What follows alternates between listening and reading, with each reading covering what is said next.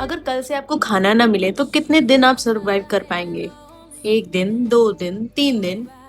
अब सोचिए, कोई इंसान 21 दिन से ज्यादा सिर्फ इसलिए भूखा बैठा है क्योंकि उसे लगता है कि उसकी बातें सुनने वाला कोई नहीं है।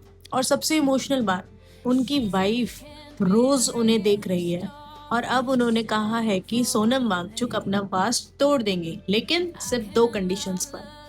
मैं आरती हूँ और आज सिर्फ एक ऐसी अपडेट नहीं बल्कि एक ऐसी कहानी शेयर करना चाहती हूँ जो शायद हम सबको सोचने पर मजबूर करे।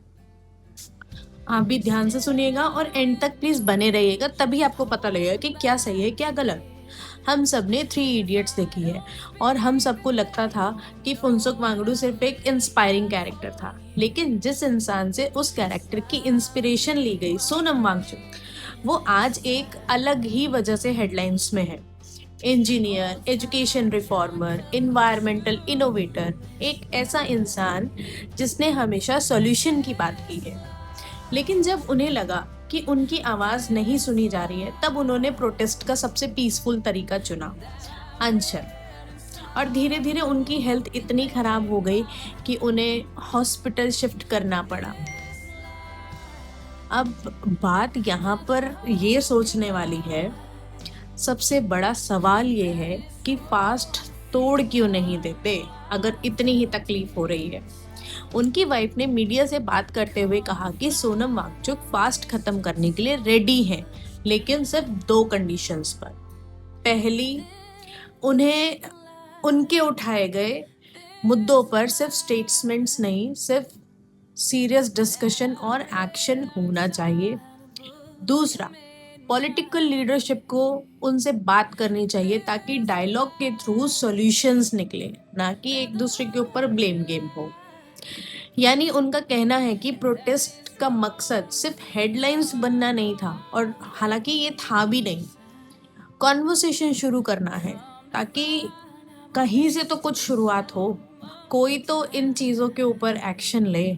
और यहाँ मैं अपनी एक बात कहना चाहती हूँ, आप मेरी बात से अग्री करें या ना करें वो आपकी चॉइस है, लेकिन मुझे लगता है आज सोशल मीडिया के ज़माने में हम किसी भी इशू पर 2 मिनट के लिए रिएक्ट करते हैं, फिर अगले ट्रेंड पर चले जाते हैं, यही सब हमारा रिएक्शन रहता है। लेकिन जब कोई इंसान अपनी हेल्थ दांव पर लगा देता है तो कम से कम इतना तो ज़रूर होना चाहिए कि उसकी बात ध्यान से सुनी जाए, ध्यान से सिर्फ एक बार समझने की कोशिश की जाए।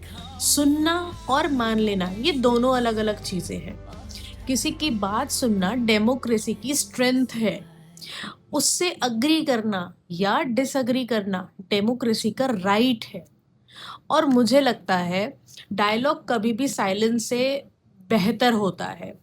आप किसी चीज़ को लेके चुप हो जाओ और इंस्टेड बात करो, वो ज़्यादा बेटर है। मैं एजुकेशन सेक्टर में काम करती हूँ, रोज़ मेरा टीचर से मिलना होता है, स्कूल्स जाती हूँ, डिपार्टमेंट में एजुकेशन के साथ डिपार्टमेंट के साथ हम काम करते हैं। और एक चीज़ इन सारी चीज़ों को करते करते ना समझ आई है कि रियल चेंज कभी भी ओवरनाइट तो नहीं आता, लेकिन चेंज तब भी नहीं आता जब हम डिफ़िकल्ट कॉन्वर्सेशन से बचने लगते हैं। हो सकता है आप सोनम वांगचुक की डिमांड से अग्री करें या फिर ना भी करें, हो सकता है बिल्कुल अग्री ना करें। This is totally up to you, दोनों ही वैलिड हैं।